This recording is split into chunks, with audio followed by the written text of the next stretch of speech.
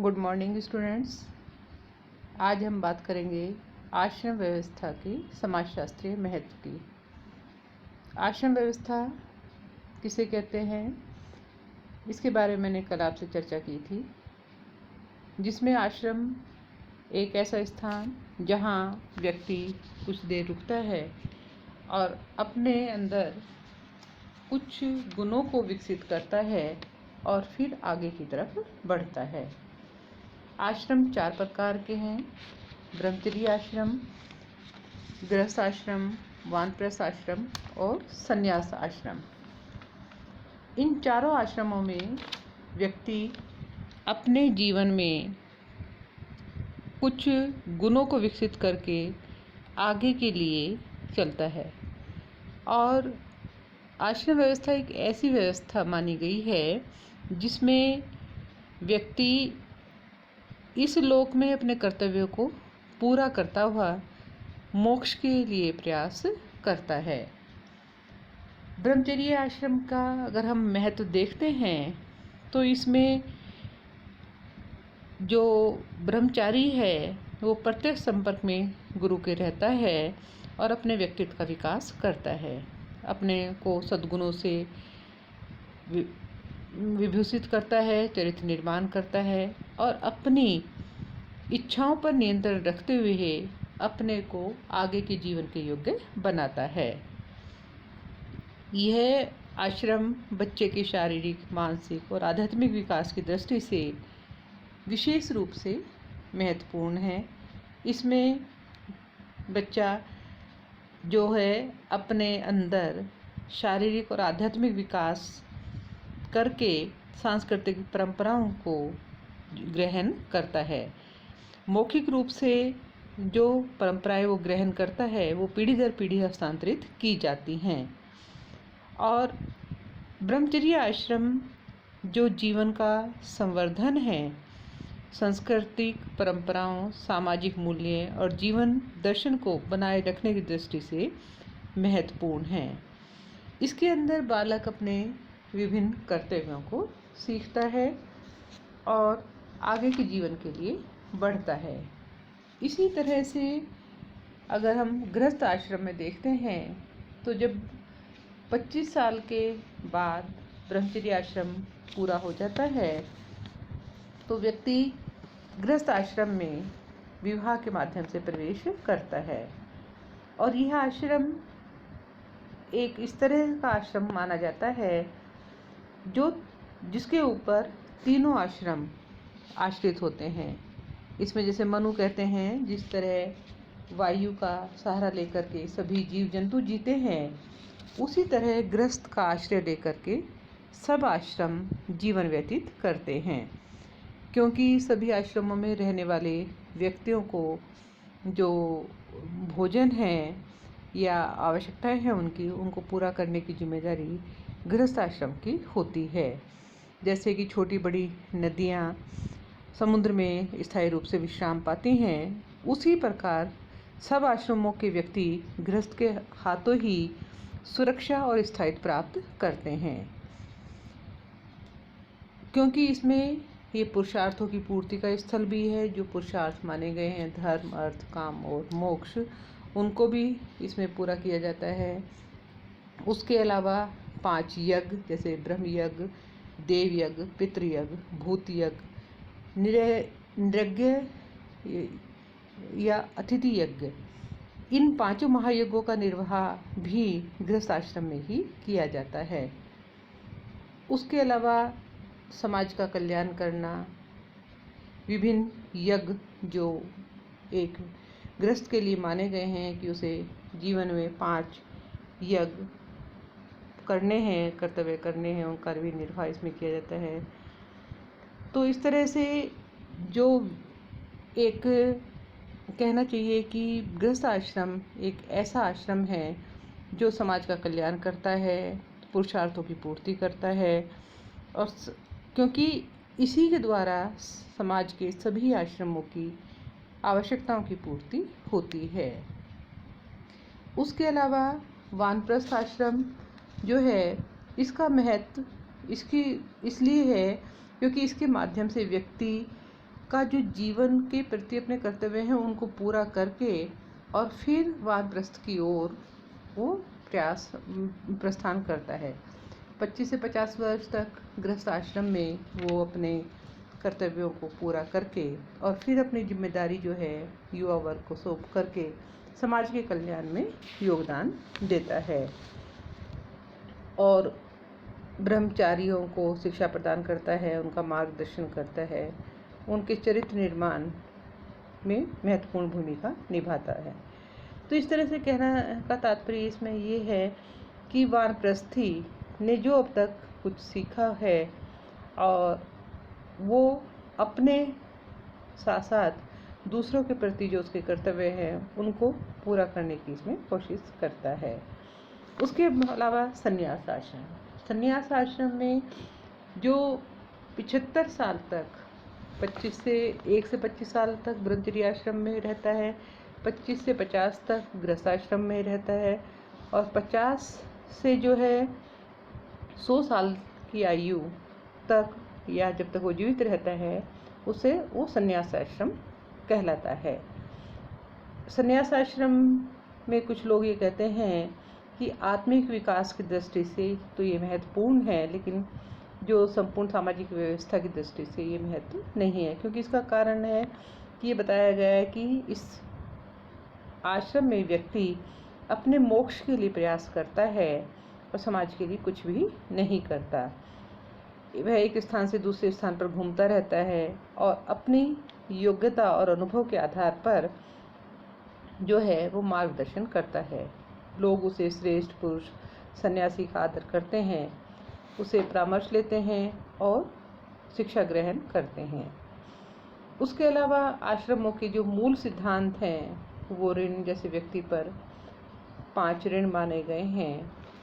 उन ऋणों से मुक्ति जो है वो व्यक्ति को आश्रमों के द्वारा जो ऋणों से उऋण होना, क्योंकि ये माना जाता है हिंदू धर्म शास्त्र में कि जब तक हमारे ऊपर ऋण क्या होता है, उधार होता है, जब तक हमारे ऊपर किसी का उधार रहता है तब तक हमें बार बार जन्म लेना पड़ता है।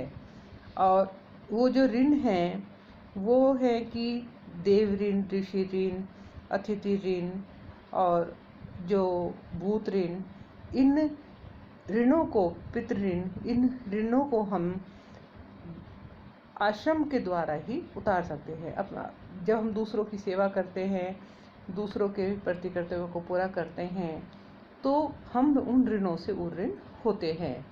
तो 5 ऋणों से उऋण होने के लिए उसे 5 महायज्ञ करने पड़ते हैं। महायज्ञ का मतलब है उसे कर्तव्यों की पूर्ति करनी पड़ती हैं, क्योंकि किसी प्रकार की जो हिंसा है वो उससे ना हो, उसे मुक्त करना था। और जैसे घर के चक्की, चूल्हा, झाड़ू, उखल मुसल जीव जो होते हैं उनकी हिंसा के स्थान होते हैं और उससे जो कोई हिंसा हो जाती है उसके प्रायश्चित स्वरूप 5 महायज्ञ बताए गए हैं। इन यज्ञों के द्वारा जो गृहस्थ ऋषि हैं, देवता, माता पिता, अतिथि और विभिन्न प्राणियों के प्रति वो अपने दायित्वों को पूरा करता है। इन यज्ञों का जो लक्ष्य है वो व्यक्ति में ईश्वर के प्रति श्रद्धा उत्पन्न करना है और अपनी परंपराओं को की रक्षा करना है। ऋषि मुनियों, गुरुजनों, माता पिता, अतिथि के प्रति जो है वो अपने दायित्वों का और कर्तव्यों का निर्वाह करना है, क्योंकि हिंदू धर्मशास्त्रों में ये माना गया है कि मानव का जीवन केवल अपने लिए नहीं है, बल्कि मानव के साथ साथ प्राणी मात्र के कल्याण को भी उसे ध्यान में रखना है। इसलिए उसे 5 महायज्ञ करने की बात कही गई है। उसके अलावा पुरुषार्थ माने गए हैं, जो 4 पुरुषार्थों की हैं, धर्म, अर्थ, काम और मोक्ष। तो इन आश्रमों के द्वारा वो अपने पुरुषार्थों की पूर्ति करता है, यानी कि एक तरह से जो आश्रम व्यवस्था है वो पुरुषार्थों की पूर्ति का स्थल माना गया है। और जीवन की 4 सीढ़ियां हैं, धर्म, अर्थ, काम और मोक्ष, जिन्हें वो आश्रमों के माध्यम से पूरा करता है। उसके अलावा संस्कार, जो व्यक्ति के संस्कार बताए गए हैं उन संस्कारों का भी पूर्ति आश्रम व्यवस्था के अंतर्गत ही होती है। जन्म से लेकर के मृत्यु तक जो भी उसके संस्कार होते हैं वो सब मानव जीवन के लिए जो आवश्यक संस्कार बताए गए हैं वो संस्कार जो है वो उनकी पूर्ति आश्रमों के माध्यम से होती है। उसके अलावा आश्रम व्यवस्था का समाजशास्त्रीय महत्व क्या है, अब हम उसकी बात करेंगे।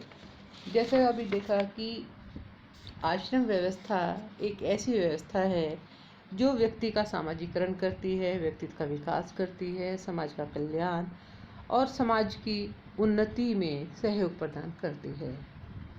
एक ऐसी व्यवस्था ये है जो व्यक्ति के जीवन को एक व्यवस्थित करती है और उसके व्यक्तित्व के विकास के साथ साथ समाज के विकास के भी योगदान देती है। तो सबसे पहला इसी के संदर्भ में बात अगर हम करें तो जीवन का समुचित विकास की भावना, क्योंकि आश्रम व्यवस्था में 4 आश्रम बताए गए हैं जिसमें ब्रह्मचर्य आश्रम, गृहस्थ आश्रम, वानप्रस्थ आश्रम और संन्यास आश्रम, जिसमें शारीरिक क्षमता, मानसिक क्षमताएं जैसी उसकी बढ़ती हैं, अनुभव होता है और उनकी, जैसा आप जानते हैं, मनुष्य जन्म से लेकर के वृद्धावस्था तक विभिन्न शारीरिक और मानसिक विकासों से गुजरता है। उसका विकास अलग अलग स्तर पर अलग अलग होता है। उसी को ध्यान में रख कर के 4 आश्रमों में उसके जीवन को विभाजित किया गया है और प्रत्येक आश्रम में एक उसके गुण के अनुरूप, उसकी आयु के अनुरूप शिक्षा और व्यवहार की बात, कर्तव्यों की बात इसमें की गई है। तो एक ऐसी व्यवस्था है आश्रम जिसमें कि व्यक्ति का समुचित विकास हो सके। उसके बाद है मानवीय गुणों का विकास। आश्रम व्यवस्था में व्यक्ति में मानवीय गुणों के विकास में योगदान मिलता है। चारों आश्रमों में व्यक्ति के अलग अलग कर्तव्य बताए गए हैं जिसमें त्याग, परोपकार, सहिष्णुता, सामाजिकता, सरलता, उदारता, आध्यात्मिकता, बंधुत्व जैसे गुण उसमें उत्पन्न हो सकें और इन सब गुणों के विकास के परिणाम स्वरूप समाज में ऐसे व्यक्तित्व का विकास होगा जो एक मानवतावादी समाज की स्थापना में काफ़ी योगदान देगा। उसके अलावा नेक्स्ट है व्यक्ति और समाज की पारस्परिक निर्भरता, यानी कि आश्रम व्यवस्था एक ऐसी व्यवस्था जो व्यक्ति के साथ साथ समाज के साथ उसका क्या संबंध है, व्यक्ति और समाज कैसे एक दूसरे के पूरक हैं और दोनों का विकास और संबंध जो है एक दूसरे के लिए आवश्यक है,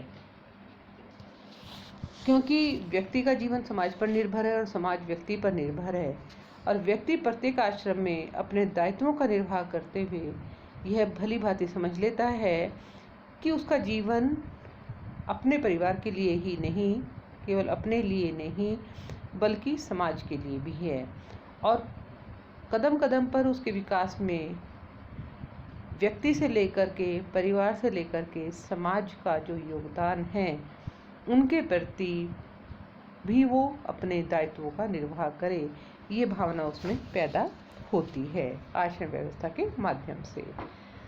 उसके अलावा बौद्धिक विकास और संस्कृति के हस्तांतरण में योग, यानी कि आश्रम व्यवस्था व्यक्ति का बौद्धिक विकास आश्रम के माध्यम से होता है, क्योंकि आश्रम व्यवस्था में व्यक्ति अपने जीवन के प्रारंभ से लेकर के अंत तक किसी न किसी रूप में ज्ञान प्राप्त करता है और अपना बौद्धिक विकास करता है। ब्रह्मचर्य आश्रम में गुरु के संपर्क में रहकर सीखता है।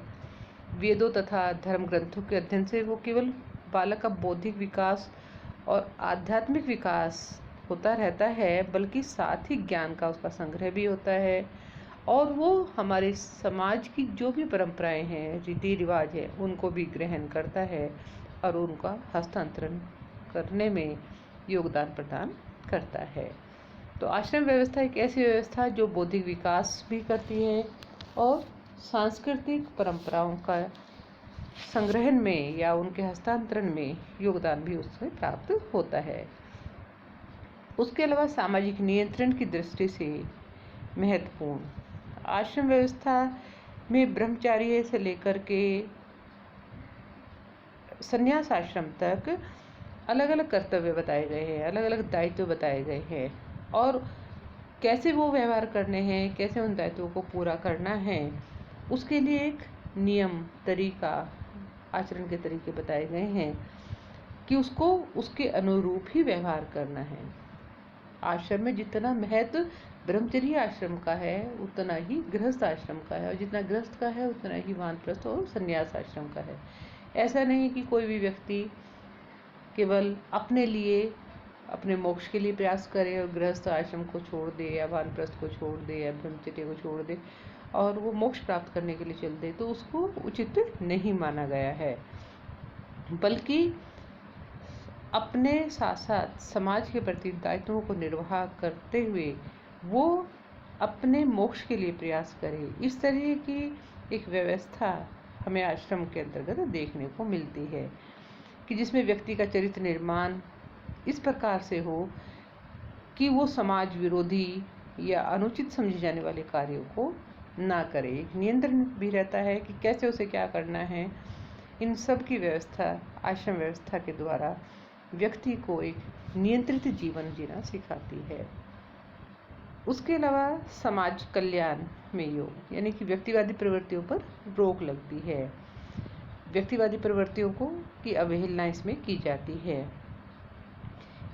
क्योंकि भारतीय विचारकों ने आश्रम व्यवस्था के अंतर्गत व्यक्ति के कर्तव्यों का निर्धारण इस प्रकार से किया कि समाज में वो ये समझे कि उसका जीवन केवल अपने लिए ही नहीं बल्कि मानव मात्र की सेवा